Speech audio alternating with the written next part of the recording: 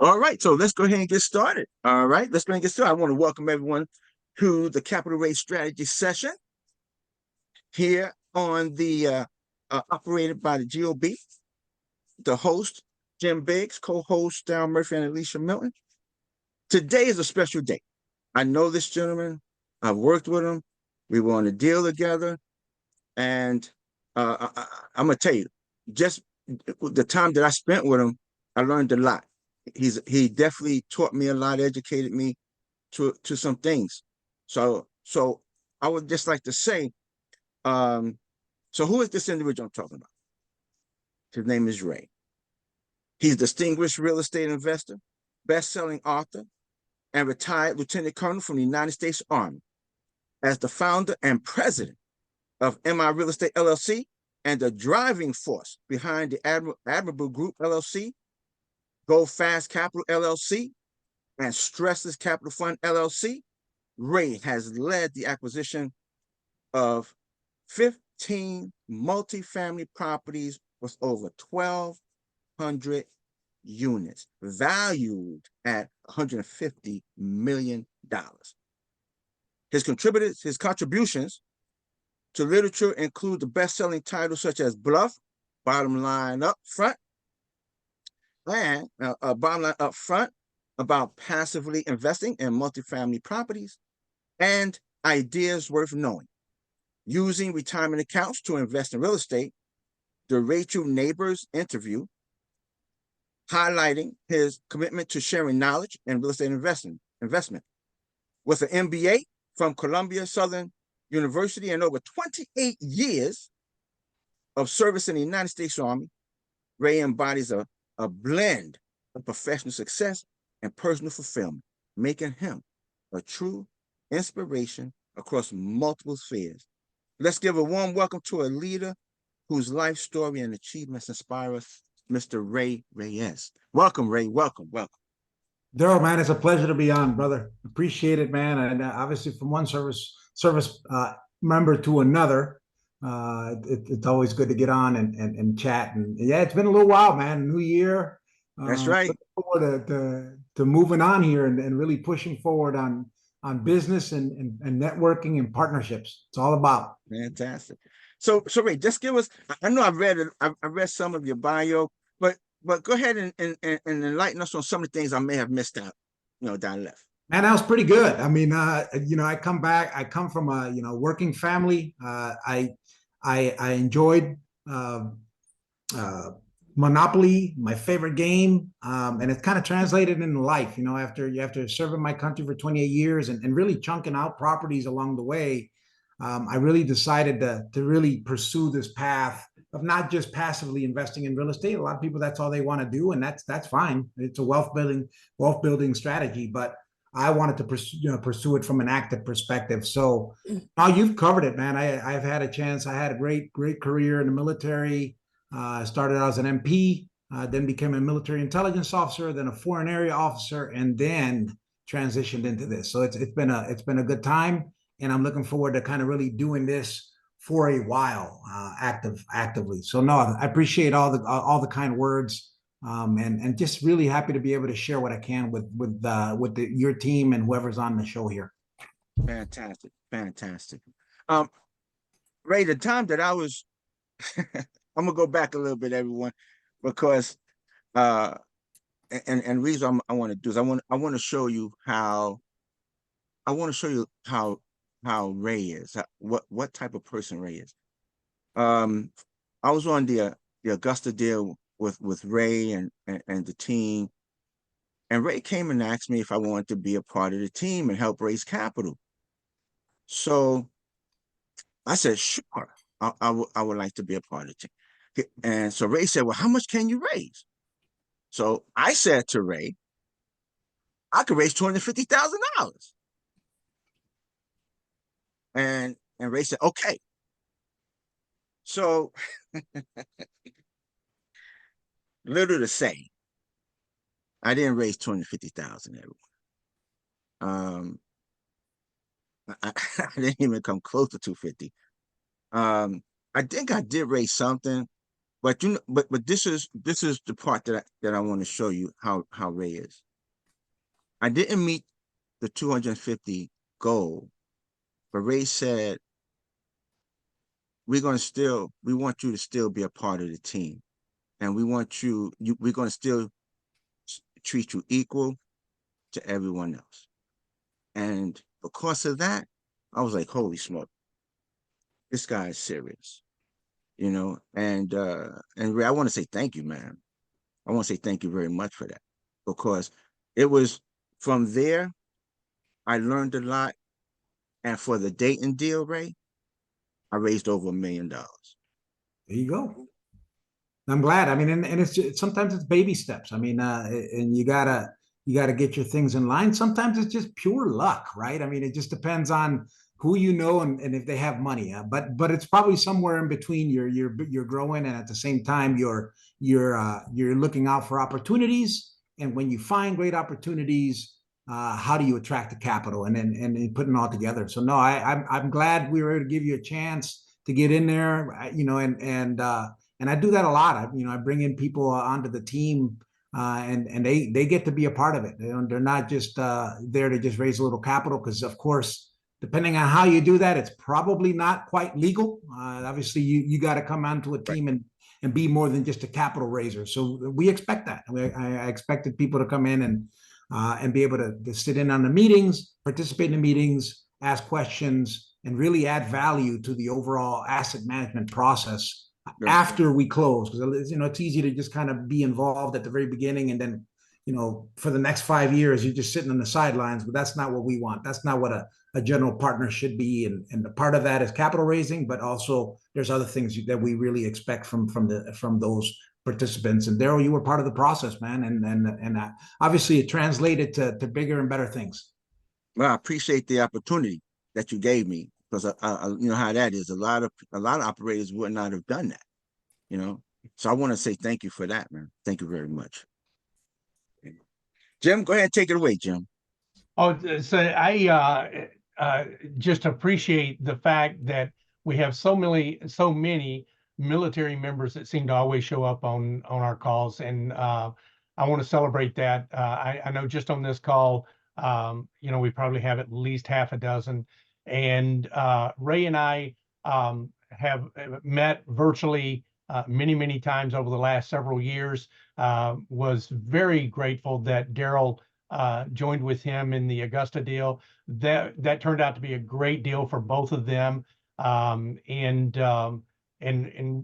just would encourage anyone, if you don't know Ray personally, I could spend an hour here just talking to Ray one-to-one and really digging into his past and all of his embarrassing moments. But reach out to him personally. And Ray, if you haven't already done so, make sure that you drop your information in the chat so everyone can schedule a call with you, get to know you, potentially partner with you. But this call is really a very intimate, personal call. Most of us on here are fund managers, not necessarily raising for the same types of deals, but and many of us have a fund on the Avestor platform. And what I'd like to do is, for the folks that are like Daryl was on that first deal, you have in your mind, I answered that question the first time, Daryl, 2 million. And needless to say, didn't even come anywhere close to that either. But we all, I think, overestimate how much we're going to be able to raise. If we haven't done it before, and we overestimate, the ability to do it, the complexity of doing it, the effort that it takes. And I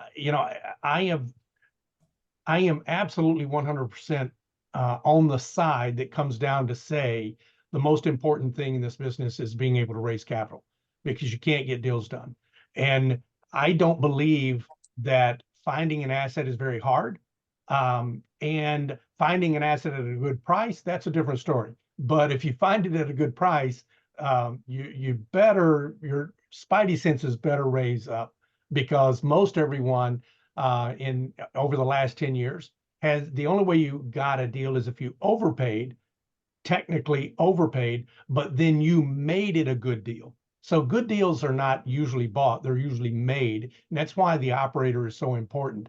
But learning how to raise capital for these deals is the piece that we really want to focus on. So Ray, I'd like to ask you, and feel free to go down any path that you want to go down. And first, let me say, do you have a presentation that you would like to present? Because if you do, we're open to that. But usually we're very loose here and we're just sharing ideas. No presentation, man. Let's rock and roll. I'm full transparency. I guess the one time I'll kind of hesitate is if I may be talking about someone else. I try to keep that on the down low. If there's some specific person, I'll just talk in generalities. And even numbers sometimes. I got so many numbers in my head, it's kind of hard to keep them straight. But no, man, I'm an open book here. Let's roll. Same, fantastic. So what it would be your single biggest takeaway when you're advising someone and they say, hey, Ray, I've read all your books. I've seen you on so many podcasts, and you bump into them in an elevator and they're like, I'm getting off on the next floor, or, I've got 1 minute. What's the one golden nugget that you would tell me that I need to know, or I need to work on, or I need to do?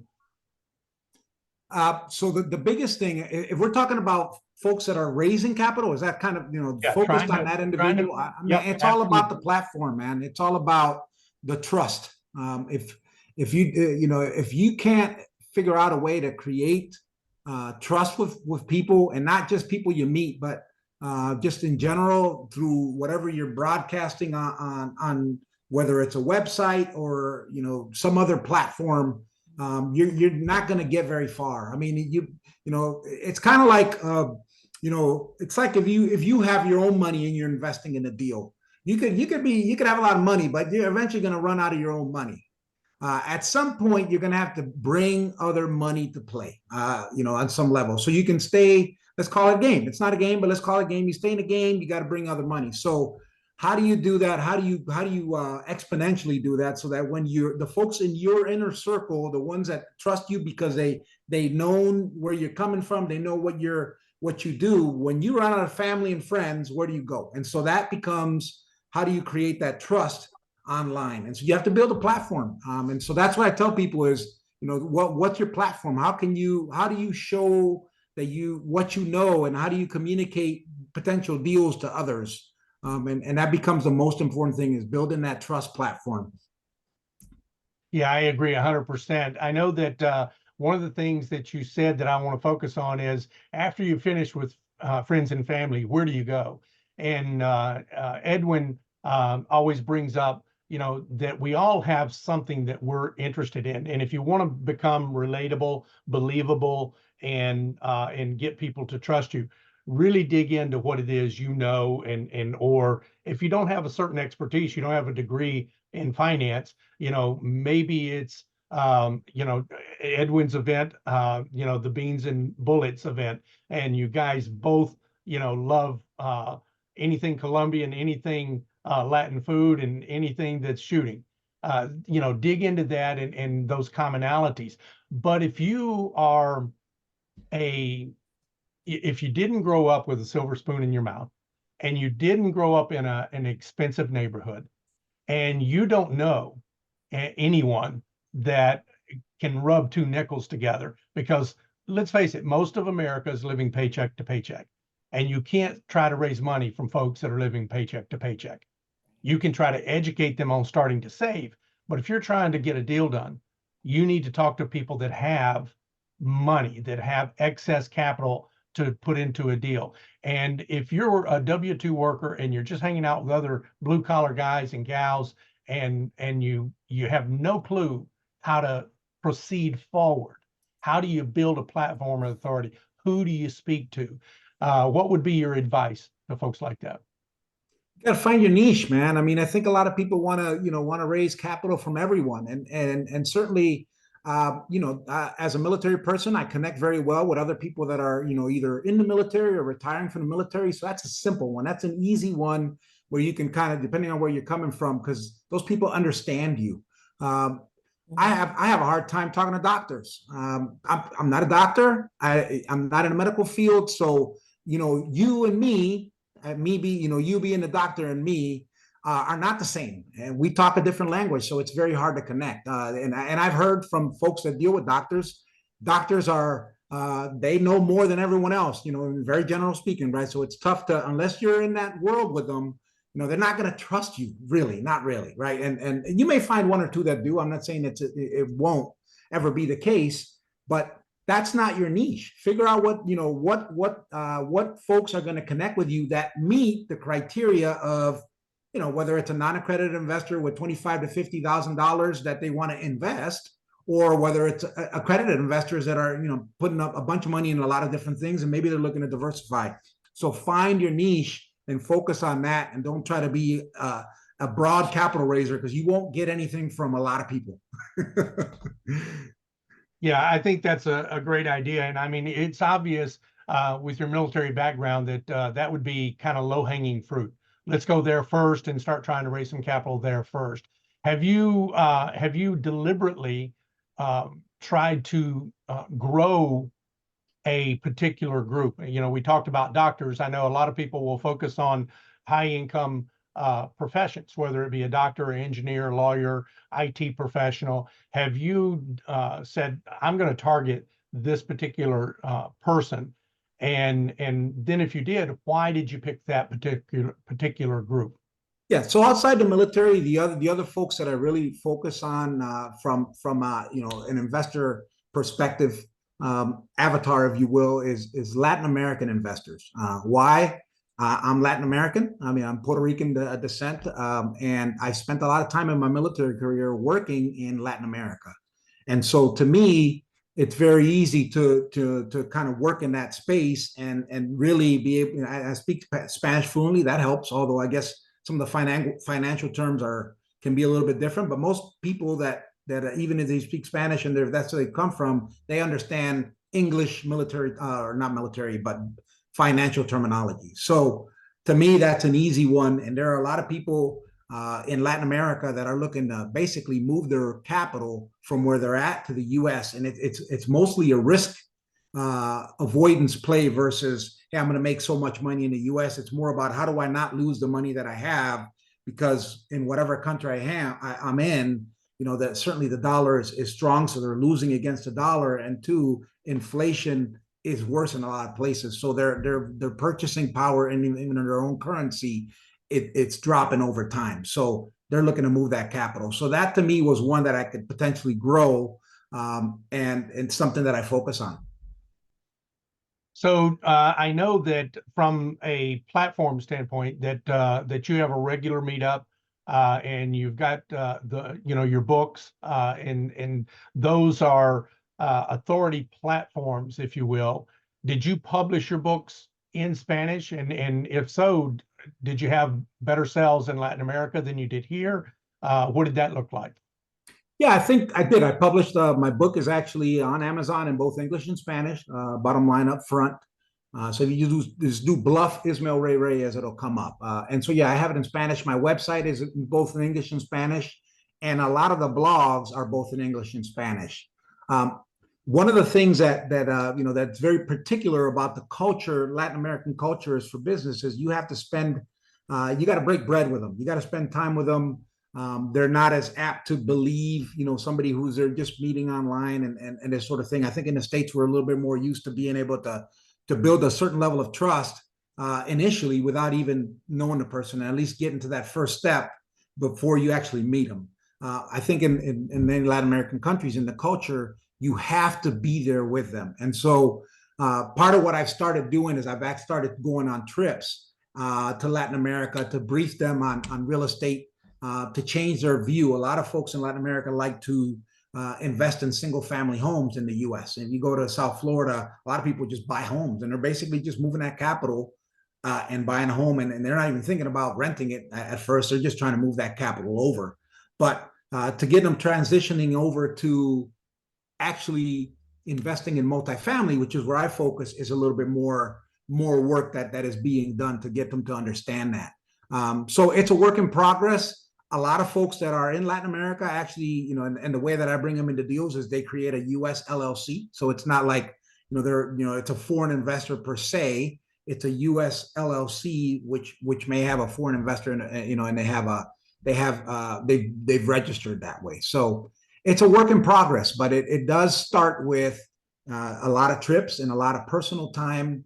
But after that, they also need to see that subject matter expertise. They also need the expertise, and they need to see your platform. And so I've started to see some movement on people purchasing my book. I have it for 99 cents. My purpose is not to make money off the book, but it is an easy way to put it on Amazon and be able to track who's actually looking at it and who's buying it. So I'll get a report that says here, what countries people are actually, going in and buying the book on Amazon. So that's very helpful to allow me to focus efforts where I'm starting to see the most traction. So I would encourage everyone, Ray, if you could, if you have that link, or someone can drop that link in the chat, I would encourage everyone that's here today, donate 99 cents, and let's see if we can push a little traction on Ray's book and get him a new bump, get him a new best day. And everyone that's listening via social media and the internet, we'd encourage you to do the same thing. See if we can get a big bump for Ray, and he'll have to come back and talk about that. So Ray, I love that you're starting to do these seminars, and you're thinking about, okay, I'm going to go to do a seminar in another country. Have you already physically started doing that, or it's something that's on your 2024 agenda? I've done it. I did it several times last year, and I'm focusing on Colombia. And so I plan on doing it again this year. And the best way for me to approach that is, from a fundraising standpoint, is instead of me going direct to an investor, there are funds and groups of people in Colombia they're already doing that. They already have those relationships. And so I just have to create the relationship with that entity to connect. So I'm more at the fund-to-fund level in many cases, although every once in a while I'll reach out. Somebody who's got a significant amount of personal capital reaches out to me. But for the most part, I'm dealing with intermediaries that are facilitating that online on the actual country itself.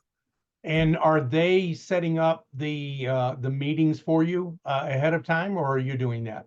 I end up being either a guest speaker, whether I'm the key speaker. I was a key speaker in one event. In another event, I was just one of several speakers. But essentially, they're setting up the events, and I'm showing up and I'm presenting on a particular topic. Now, are you familiar with Anderson Advisors here in the States? Have you attended any of their meetings? I haven't, no. Okay, so Anderson typically is a little more like, when you are getting to a certain age, you'll start to get postcards in the mail every other day. Attend this dinner for free to talk about your Social Security. Attend this dinner for free to talk about Medicare. And they'll have a small gathering at a local restaurant or a local wine bar, and you can get to go mingle with some folks, and you then sit and listen to their presentation. And Anderson takes that idea and just builds on it a little bit. So you're typically at a hotel, you're typically in a small conference room, and it's typically under 100 people. And then you have the other model, which is the conference model, where you bring in, several guest speakers, and it's at least a full day event, and you're going to have anywhere from 100 to 500 folks. If you have a multi-day event, it might be, 200 to 800 folks. So what type of events are you focusing on down there in Colombia? These are conferences primarily, and what we've seen is, and it's very easy to get the intermediaries, because the mentality for a lot of folks is single family and being a real estate agent, and I'm trying to open up that aperture to say, hey, there's a whole different world of that you can look at, that may be a lot easier and a lot less risky by looking at other things. And so these are real estate conferences for the most part, and part of that is kind of giving them other things that that they're not seeing in their own country that are being applied elsewhere. And then within that group, you'll get some fund managers there, and you get some other folks within that space, because they're also going to these things for their own networking purposes. So fantastic. So my takeaway from that is, folks, that you've got to start somewhere building an authority platform. And I'll back up just a little bit to say that if you can get over your fear of talking to people, which if you're an extrovert, that's easy for you. If you're an introvert, it's going to be difficult. It's going to be a struggle likely your entire life. I know it is for me, but I always, what I've learned in almost 66 years is everybody puts their pants on the same way, and that they're not any different, any better than you are. And if you can learn a little bit about this space in particular, because it is, honestly, guys, this is a pretty complicated space. Not too many people know about it. Not too many people understand it. We live in a bubble, a silo, if you will, where everyone we speak to knows everything we know. But when you're speaking to outside folks, if you've been attending meetings like this, if you're going to Reyes meetups and Daryl's Tuesday morning calls and underwriting, I'm going to tell you within 6 months of doing that, you know more than 99% of the people you'll ever speak to, as long as you're not speaking to all the same people in the silo. So conferences are a great way to get to know people. But I would really, in 2024, I doubt that I will attend any real estate conferences. I do intend to this year do at least 4, but all of them will be outside of real estate. They'll be with an industry group that I want to focus on. There'll be, a doctor's conference, or the one I wanted to go to, and I just found out about it. There's I don't know if I want to call it a conference, but if anyone is planning on being in Vegas for the Super Bowl, the NFL Players Network, the retired guys, put on a meetup or a conference, because there's several hundred people there, and they have a lot of great guest speakers. I would encourage you to attend that, because even if a lot of these retired folks don't have a technically great retirement from the NFL, it still looks better than 99% of everyone else's. And some of the guys have a really great retirement plan. But more importantly is, who do they know? They're celebrities. Maybe you meet someone there that will join your team and be a spokesperson for you. But at the very least, there's a lot of other people in that room that are supporting those players and that want to be connected to those players. So that'd be a great conference to go to for any of us. So I'm going to focus on things like that. But if I'm going to go to a real estate conference, the way I'm going to attend, to gain more authority that Ray is talking about, so you can get a little bit more buy-in from other investors, is sponsor a booth, the cheapest one you can sponsor, or see if you can become a guest speaker. And if you can't become a guest speaker, see if you can assist the management team there, so that your face is seen by, I'm going to tell you, being at the front booth and signing everybody in, you get to shake hands with every single person there, and you get to make an impression with every single person there. So I would do those types of things at a real estate conference. I'm not going to go to a real estate conference and try to see if I can get 50 business cards, because even if I do, and even if I follow up with them, everyone in this room knows them. Everyone in this room is trying to raise capital from them. I'd rather talk to Ray's doctor that nobody else is talking to except for maybe Ray, and try to get him to invest in my deal. So Ray, what's your feedback on building that, especially if you're not comfortable having a monthly meetup, or if you don't want to be on stage? Do you have any other advice on how people can do that?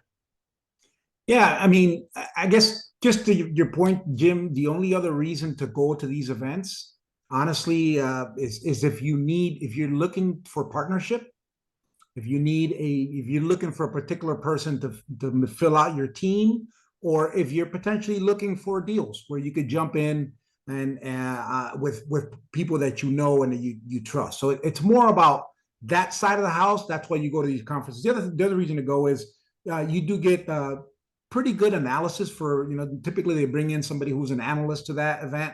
And if you really want to understand what's going on and what most other operators are doing and thinking, then you go to those events. If you're trying to figure out okay, I may, in some, what's happening in a lot of places is people are having to figure out whether they need to do a capital call or not, or whether they need to do, find money to do, to buy rate cap insurance. You go to those events to figure out what other people are doing.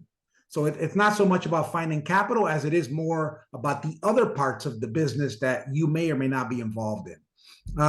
What I would say is, Jim, if you're not comfortable with those things, or you're in front of people and you're talking to them and you're trying to build that platform, then go to that event and find somebody else who is, and bring them on as part of your team. Because the reality is, in this business, and I agree with your point to some extent that raising capital is the most important thing, but that's assuming that you have a way to find those deals, or somebody else is finding those deals for you and doing that initial analysis. Because like you said, it can be a little bit of a needle in a haystack. Although you can find certain deals and you can make a deal work, it's a lot easier when someone's kind of bringing those to you, and you're able to focus on the things that you're good at. If you're good at raising capital, then focus on that, as opposed to spending your efforts trying to underwrite when you don't like it and you're not very good at it. And so why do that? Focus on the things you're good at. If you're good at underwriting,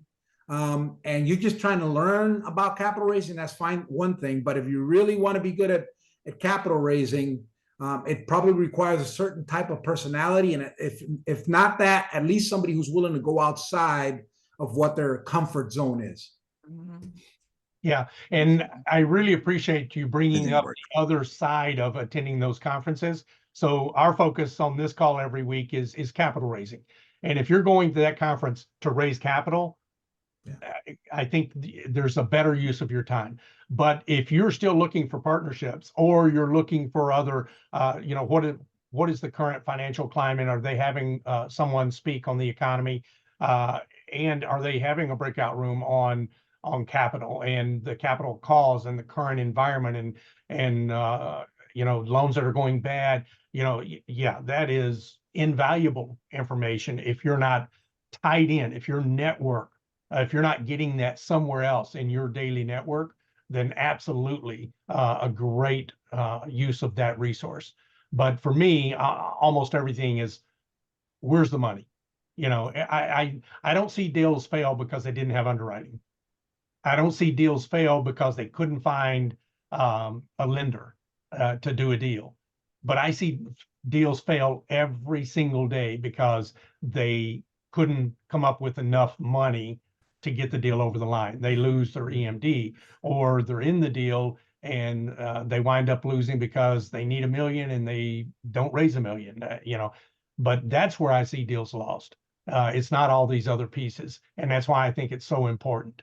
But yeah, that's great advice, Ray. And I love that you're talking about Colombia, and I'm going to sidetrack for just a second. I don't know if you and Edwin know each other, but Edwin's also a Floridian. I doubt by birth. I don't know if there's any such thing anymore, but also a Floridian, and also has a Colombian connection. So you guys definitely need to talk to each other offline if you're not already. And both of you are in the same space, but you're coming at it from a different perspective. So Edwin's more into the debt space. And so you guys might want to take a common trip to Colombia, and he can handle debt and notes, and you can handle multifamily and getting people to move into that. But hopefully you guys make that connection. So sounds good. What, Ray, what other, I'm sure that you have spent some money on yourself to become a better capital raiser. I know that capital raising has been your primary focus on the GP team, correct? It has been for a long time now. Actually, I'm taking more of the, a leadership approach within the teams. So essentially I'll have partners that come in and I kind of, I'm the lead person in that team, but I still focus on the capital raising at the very beginning of these deals. I have an individual or two that is doing a lot of the number crunching for me. So yeah, so I would say yes, I'm still focused on that, but I do have to play a bigger picture of kind of integrating all the players, if you will. Yeah, and your experience in leadership, being a light colonel, would definitely play into that leadership role, and how do we mold the team? How do we motivate the team? How do we keep them on track and moving forward? And not everyone has that skill set. It's for you being a leader of men, it's natural to do that. And I think also natural to be able to raise capital, because you're trying to get people to a certain point. And that's what leadership is about. So that falls into your wheelhouse. But did you spend any money on training? And if so, what programs specifically did you actually attend, or were you self-taught and read 15 books? So I was initially part of Michael Blanc's group, but it was more, just learning how to underwrite versus raising capital itself. Now I've done a lot of trial and error stuff, and certainly talking to other folks that are in the capital raising space. But I am not part of a capital raising mastermind, if you will, or anything like that. And to truth be told, I am considering, doing more. If I do any kind of conferences, it's probably more of those specific conferences that are dealing on capital raising and linking up with fund managers and linking up with people that are actually the go-between investors, the institutional investors, if you will. So that's probably more of a focus of mine going forward, but nothing where I personally sat on and got, some long course or some books per se. Now I have read other books. Obviously, Richard Wilson had a very good book on raising capital. Hunter Thompson's book. There's several that talk about the subject, and I'm constantly, looking at what other people are doing. I mean, the best way to figure out what other people are, how to do certain things, if you don't want to spend the money, is sign up for some of these things. Sign up for somebody's LinkedIn, get on somebody's page, and start seeing the kind of stuff that you get sent to you. And if you're not doing that, then you're not kind of reverse engineering some of that, then you may not know of some things that other people are doing that work, and you're not getting it. So it's always good to see what other people are doing in the space. And, sometimes so long as you're not stealing somebody's material and using it for your own webinar and calling it your own, if you give credit to other people, they'll appreciate it, and you can actually get some of it for using their effort, right? Using their effort. Just give them credit for it. Yeah. Yeah, not everyone can be an inventor. Not everyone can be an Einstein or a Bell, but everyone can be a reinventor. And I like to steal from the best and reinvent it and put it in my own voice, because I'm not a creative person, and anyone can do that. Now, God bless you if you are a creative person. You have a place on a lot of different teams if you are. But no, I love that. So it's getting close to the last quarter of the hour. And I've got one more question before we open it up to the group for questions. So you did point out that institutional investors working with registered agents and other third-party, certified financial planners and such, that you're starting to tap into that in Colombia. Has that given you some additional insight on how to do it here in the States? Yeah, I think it's a natural progression. I mean, no matter how much you get from retail investors, I'll use the word retail investors. You're raising capital and you're talking to the actual entity, individual, small entity that is actually going to invest. That's more of a retail investor. When you get into larger deals, though, you really do need to start looking at how you multiply that. And a lot of times what you do is you're looking for that fund, which is why I got into the fund space, right? I'm sure, Jim, similar for you. It's you're looking for someone else that actually has a network of people and they have capital that they can plug into a deal, so you can get that $31 million deal done, because it does take a lot of $50,000 to get one of those done by yourself, right? So you want to do both. You definitely don't want to turn off retail investors, but wherever possible, bring in another entity that could package some capital up for you to get you close to that finish line. In some cases, even if you're not the lead investor on that, if you're able to bring in another partner that is, that has their own group of folks that they can bring to bear, sometimes you can leverage additional for yourself in that deal by doing that. Because technically you are bringing capital, even though these are not your investors, you're still bringing a chunk of capital to a deal. So you can always leverage other people's raising to get to that common goal of closing on a deal. Yeah, I think Jeannie had that experience with her first raise. She's not on the call any longer, but she was very, very successful in her first raise. I think she raised more than $1 million, less than $2 million, if I remember right, which is really unusual for a first-time raiser that's never done it before and hasn't been in the space before. And I think that that was her secret to success, was she found a bunch of other people that were raising capital or had raised capital before and weren't necessarily big, but they were looking for an opportunity to continue to exercise that muscle. So that's great advice for folks.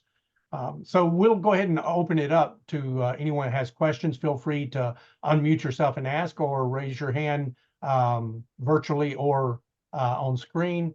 And or if you are uncomfortable, you want to drop it in the chat, drop it in the chat. Great. I just want to ask, when I know when I first started, there was a lot of things I had to overcome. A lot of, I had to get me a system. It was a lot. When going back, before you got to where you are now, and you were new, you were just starting to raise capital, what were some of the things that you had to overcome? Yeah, that's a great question. And honestly, that's part of the reason why I retired as a lieutenant colonel instead of a colonel. My last job, I was in a place where as I wanted to make my transition into this space, it became very difficult for me to be able to disconnect from what I was doing in my, let's call it W-2 job, to do this. I was working in a secure space where you couldn't just be on the phone. If I wanted to talk to someone, I had to leave the building. So it became very difficult to try to do any kind of capital raising in that environment. And so some people have a much better opportunity within their W-2 space because they're engaging with people in a more maybe more informally, or where there's less restrictions, and you can have those kind of side conversations and still do your regular job. And so for me, that was the biggest challenge. Is I had to pick my poison, man. So after 28 years, I figured I'd go look at something else, something that I'd always wanted to do, but I never quite was able to do it because of my duty to the country and the time that I spent there. So that was probably the biggest. The second one is, and this is a transition that all capital raisers will have to make, if especially if they're getting started, if you're coming from a different industry, right? How do you become? In my case, I was working with foreign governments. I was training militaries. I was giving equipment to military and training them on how to use that equipment, U.S. equipment.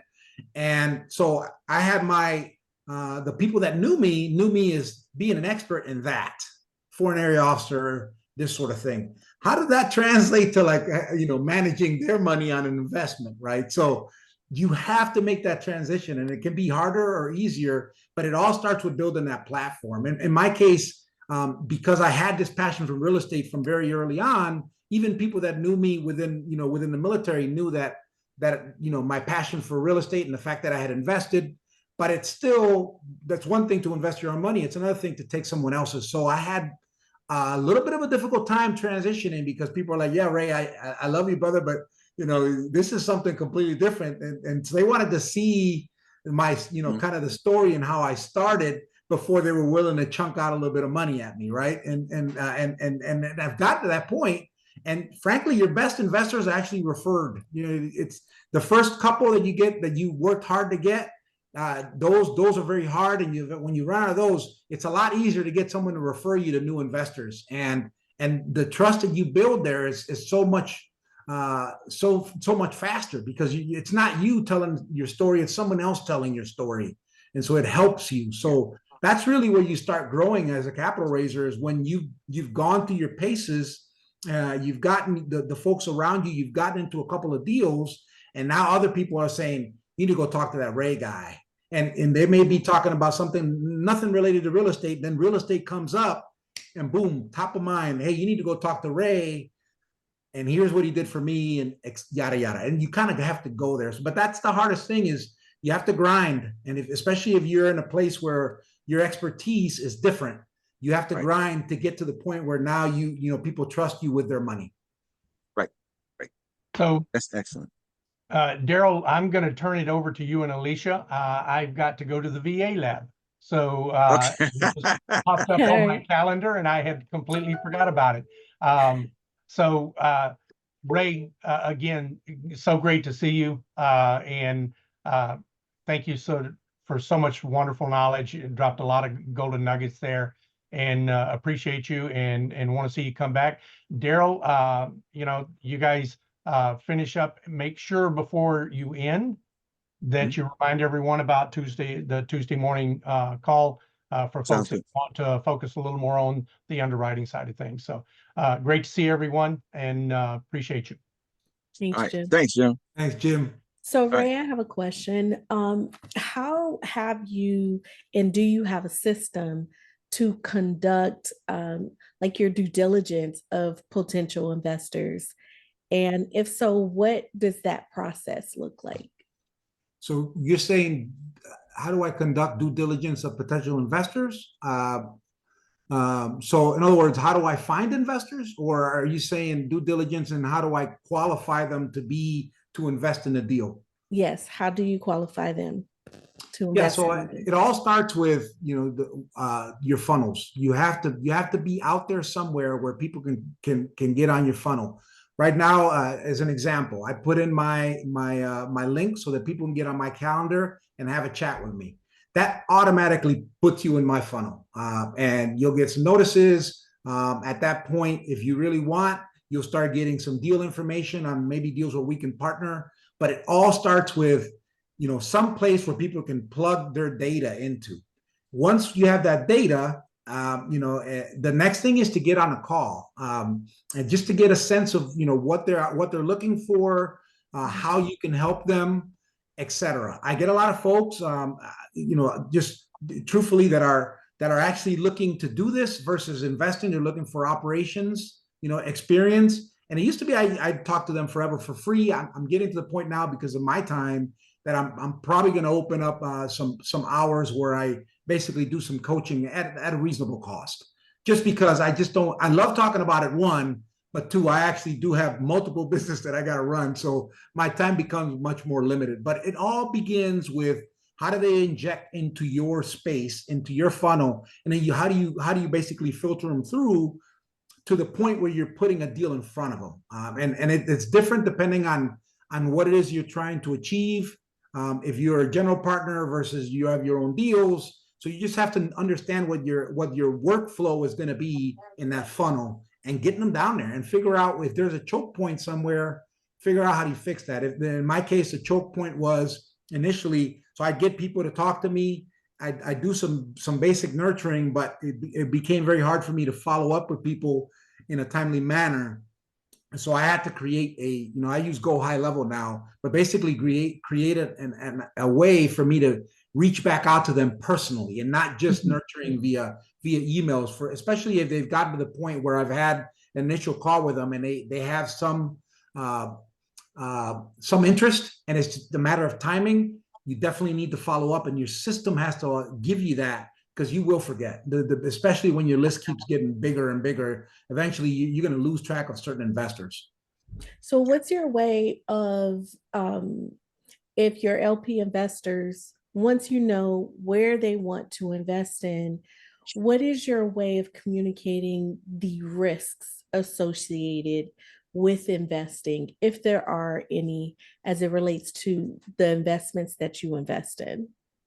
Yeah. So if you're a general partner on a deal, or if you're the lead sponsor on a deal, obviously you're creating the investment presentation. You're taking the offering memorandum, you're taking information you're getting from the broker, you're doing your own analysis, and that's giving you that document. What I tell investors is, log into my platform. even if you're not ready to invest in a deal, because whether it's timing or whether you need to understand more before you do that, take a look at an actual deal and let's talk about that deal. And you can be upfront and say, Ray, I'm not interested right now. I just want to understand this. Okay, well, let's do that. Let's run, instead of giving you a notional deal. At this point, I have enough real deals where I can say, let's take a look at a real one. Let's look at the private placement memorandum. Let's look at the investment presentation. We do a Q&A, a live Q&A, and I offer that all to them and say, understand the process so that if and when you're ready to commit to a deal, the timing is right, you've got the money, whatever the case is, you're ready to commit. It's no longer about the process or about me as whether you trust me or not and my ability to give you the kind of returns that I'm saying. It's about the specific deal and how much more you want to do your own analysis. Because a lot of people will definitely take whatever you give them and they'll do their own analysis. People are smart. And depending on where they're coming from, they may even be doing their own underwriting. So understand the process, understand me. And once you're comfortable with that, then we can talk about a specific deal. And then that deal has its own risk. And as part of that, you presenting that to them.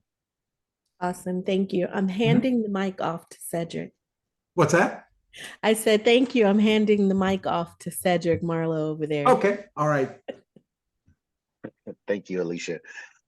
Ray, again, Cedric Marlowe, I just reached out to you for a connection on LinkedIn, and I'll have my assistant to reach out to you for the Service to Syndication podcast that I currently host. But my question is, and you can correct me on the time frame, but that Augusta deal, I think you guys were in and out of there in about 18 months or something like that. My question is, how are you guys able to reach your business plan goal in such a short time and decide to sell? Yeah, that's a great question. The reality is, in that particular deal, even though we had projected to hold it for 5 years, the plan was always to do a pilot where we basically do a proof of rents. So we're only going to turn about 20% of the units, and we were able to do that pretty quickly, and then realized before the year was up that, like, hey, we could make a chunk of money. What we're telling people we can do in 5, we can do that in less than a year. But hey, let's wait a year because we don't want short-term capital gains. We want long-term capital gains. So we had to wait, honestly, till we got to that 13th month for the sale. But it was always a proof of, I would say proof of concept, but it's really more a proof of be able to self-comp rents that, what you can sell to the next person is like, it's one thing when you're a broker and you're telling people, hey, if you do all these things, you'll be able to rent the property for, X plus, X more. It's another thing where you're saying it's already been done on 20% of the units. They're already getting that. So it's a self-comp, makes it a lot easier to sell. So that's all we were hoping to get.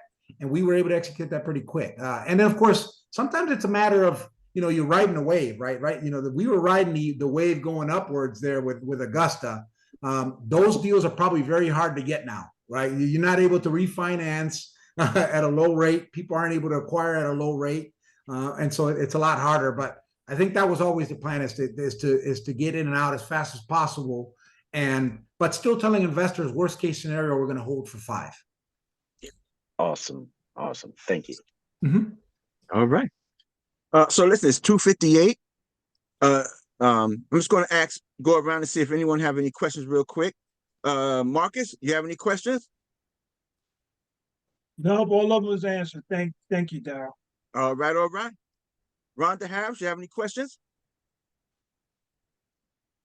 All right. Bernadette, you have any questions? Hold on, Bernadette. Go ahead, Miss Rhonda. You have any questions? No, I get the recorder. I had challenges getting in this morning, but that which I did hurt. And thank you for your service, sir. Definitely. Thank you, ma'am. All right. Miss Bernadette, you have any questions? I do have one quick question.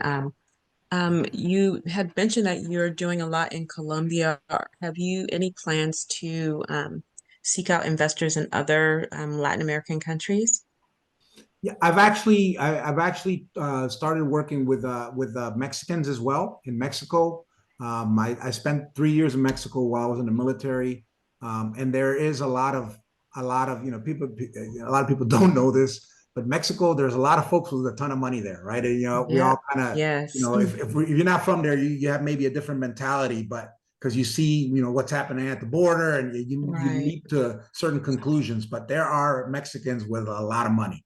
And so I'm trying to work with them. The other thing is Mexico obviously has a preferred relationship with the U.S., through the USMCA, and they get some additional benefits for, and not as much, I guess, paying to invest in the U.S. So Mexico has that preferred status. Colombia has that preferred status. Canada has a preferred status. So one of the other things to look at is, okay, which countries, how hard is it for people from certain countries to invest, and trying to focus on those where it's, you have the path of least resistance, if you will. Thank you. Okay. Ms. Sonia, do you have any questions? No, thank you, Ray. Excellent presentation. I'm good. All right, thank you. Ms. Lacey, do you have any questions? I do have a question. I was wondering, how often do you do outreach to your investors via online marketing or things like that directly to their email boxes? They get quite a bit of it because all the nurturing stuff I send to them. One of the things that when you get to a certain point, one of the things you have to do is you have to start segmenting your leads, right? If at first it's all, you put it all in one place, but at some point then you start, peeling back that onion and you start figuring out, okay, who's in it for just education, who's in it for, who's just a partner and they've got their own deals, and you start trying to segment that. So I've gotten to the point now where, I know there's a group of folks, if they're learning about the space, then they're getting nurturing emails, educating them on multifamily. If they're operators, they're going to get, deals that I have in case they're looking to potentially place some capital in somebody else's deal. So I think it depends, but I'm consistently sending emails. I would say if not once a week, at least once every couple of weeks, folks are getting something from me. And then of course, when we have a deal, then we actually have a special sales pipeline that we use for specific capital raising operations, different than your nurturing campaigns. Thank you. All right, thanks. Ms. Stephanie? No, great presentation, Ray. Thank you for your service. But you were very thorough, so I don't have any questions at this time. Thank you. Thank you. Cedric, any questions? No, I'm good. Thanks. All right. I see somebody with their hand up. Daniel? Yeah, yes. I'm gonna get to him. Oh, okay. Yep. He's showing up on my screen, so I want to make sure we didn't keep waiting too long. Oh yeah, I'm not good. Richard Copeland, you good? He says he's good. Alicia, you good? I'm good. You're good. I'm good. Daniel? How are you, Mr. Reyes? Good, sir. How are you? Very well, thank you. We have a lot in common. Where were you born in Puerto Rico? I was born in Mayagüez. Mayagüez. My wife was born in Bayamón. Okay. So I have 4 kids. I have 6 kids. 4 with my first wife. So they're half Puerto Rican and half Indian. I'm Indian. Pero también hablo español. Porque trabajo con Celia Cruz. I was a porcelain engineer in music industry in 1970. Where? And my last 2 are Argentinians. Because my first wife died of cancer, and I got married a second time. Okay. So besides that, I have a lot of questions, but I think we don't have the time now for me to ask you. So I will get your contact info and we will definitely get in touch with each other. Sounds good. Looking forward to chatting a little bit. Thank you. All right. So I just want to say, Ray, it was a pleasure having you on. Thank you very much for coming and sharing your time with us to help us and to educate us to capital raising. And again, I want to thank you even just for giving me that opportunity to be on your team, to work with you and to get and to receive education on capital raising. So I just want to say, everyone, please, let's give Ray a big applaud. I don't know how we could do it with the mics off and on. Yeah, and using that. the icons, right? Yeah, right. But I just want to say thank you very much for coming and for being with us. And for everyone, listen, don't forget on Tuesday, on the first and third Tuesday, we have a guest speaker on the capital raise, not the capital raise, the commercial multifamily masterminds, where, oh, wait a minute, before I do that, Ray, if anyone, how can I forget that? If anyone would like to get in contact with you, how can they do so? I just put it in the Zoom. I can put it again where basically they can just sign up and let me see if it should be there. If somebody wants to repost it, but basically it's my link to get on my calendar. And if you guys don't have an automated calendar, please, that's critical, because you never know when somebody's going to try to call you, and if you're in the middle of something, you may miss an investor. So the best way is give people, instead of a phone number, give them a place where you can give them dedicated time. Fantastic. So don't forget, everyone, commercial multifamily masterminds, 1st and 3rd Tuesday of the month. This coming on the 20th, we're going to have a guest speaker. Be on the lookout for that invitation. Next Wednesday, we're going to have, I do believe we're going to have Tim May. That's going to be talking about capital raising strategy. So, hey, I want to see you all back here next Wednesday. I will see you on the 20th of February. And Ray, thank you so much for coming. And Ray, hey, have a go ahead. I got a quick question for you though. When are you guys putting your next event together? Are you doing one this year? With the GOB event? Uh-huh. No, this year we're not going to be doing one this year. Right now, we're in the process of putting things in order so that we can look for hopefully in 2025. I want to go, so let me know, man. Sounds good. That's a winner. All right. Take care, everybody. Thank you, Daryl. Thank you, everyone. Take care. Have a blessed weekend and a blessed day. Thank you.